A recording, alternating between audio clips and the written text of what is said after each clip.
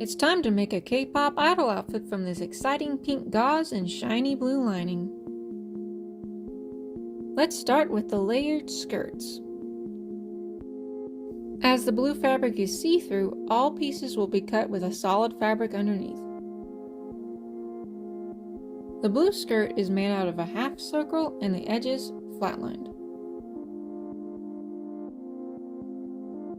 The pink overskirt is also a half circle skirt, but cut with an inch wider radius for more body. I cut one extra gauze layer as well for the lining. The pieces of the fancy fabric were cut with a little bit of excess around the edges, all of which will be evenly trimmed later. I set out to create a thin ruffle for the overskirt. I first basted the edges, then gathered them. I then basted the ruffle to the top layer with it facing inside. I sewed the bottom layer to it and trimmed. After sewing the separate layers together at the sides, I turned it all right sides out.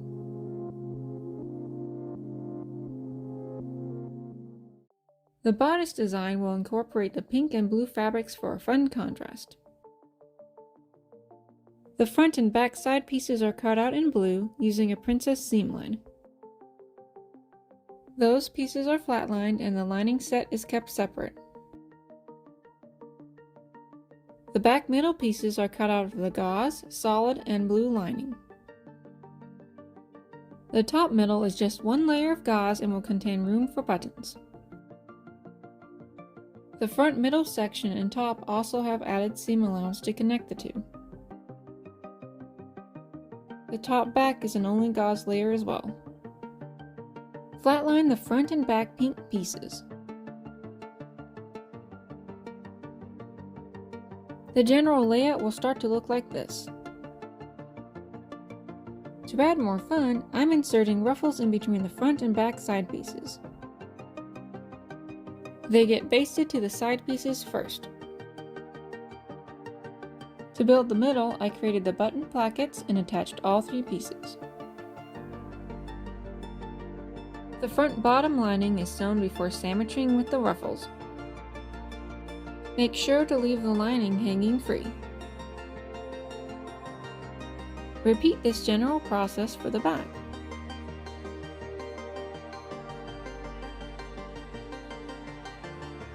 Connect the shoulders using a French seam for the gauze sides. Now sew the side linings, letting the inside lining connect with each other. Sew the side seams again with the lining separate.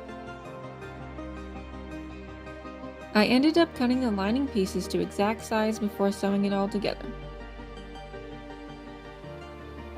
Let's start on the sleeves. I cut them on the bias so the shoulders would have more stretch. At the 1/4 mark, I cut a slit and encased it in some ribbon. I had sewn a notch and then basted for easier installment. I cut out the cuff pieces in 4 total sections. I sewed along either sides. The sleeve seams were done in French seams. After sewing a gathering stitch, I attached both sides with the sleeve in the sandwich. I hand sewed the 4th side with the edges tucked in. After hand basting the sleeves in, I sewed them in the armholes. I did it in 2 rows to make it more secure. I hand sewed the lining of the armholes. Back to the skirt. I didn't have enough of the blue fabric to create a full lining, so I got creative. I drafted a half circle in 4 parts to cover several inches. I finished off all the pieces and connected them for a smooth cover. To give the skirt more structure, I sewed floral wire on the underside. I added a 2nd row and attached the lining layer.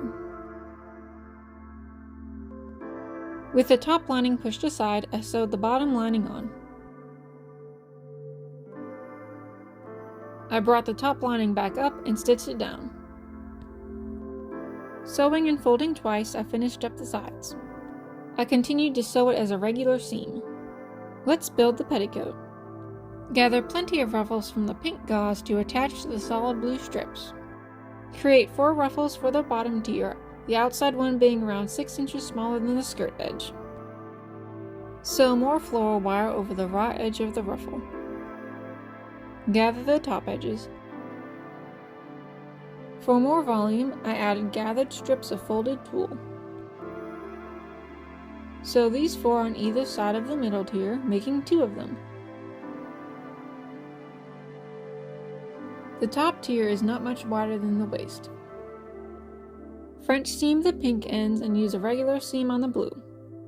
Each of the tiers are joined separately. The top tier, however, won't be joined but still finished. Now back to the shirt. The collar is made of 2 parts, each of them doubled with a solid end gauze. I basted the edges and sewed a guideline on the bottoms. Each mirrored part is sewn together and the outside collar is joined.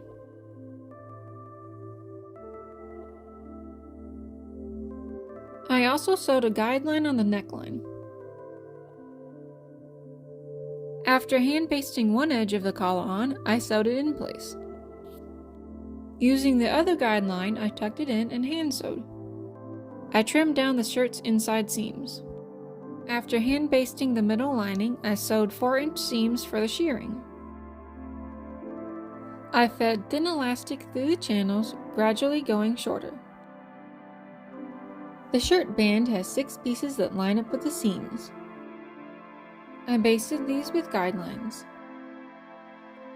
After lining up the shirt edges, I sewed the outside and lining together.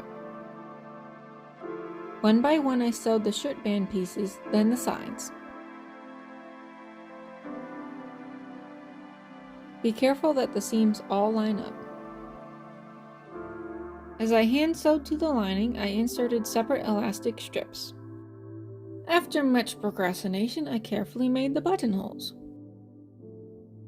I put 3 in the shirt front and 1 in each sleeve. Then I added the buttons.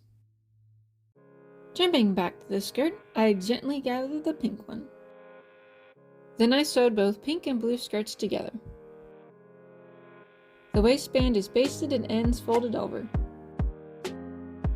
I sewed one side of the waistband. For the zipper, I sandwiched it between the blue and pink skirts. I sewed the blue layer by machine, then the pink layer by hand.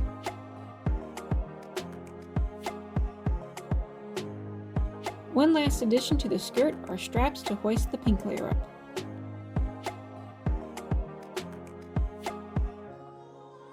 They are turned right sides out and snuck back in between the waistband. I attached the petticoat, finished the waistband, and inserted elastic. The ruffle edge is gathered first, then 5 inches up. The strap is tacked underneath for the final touch.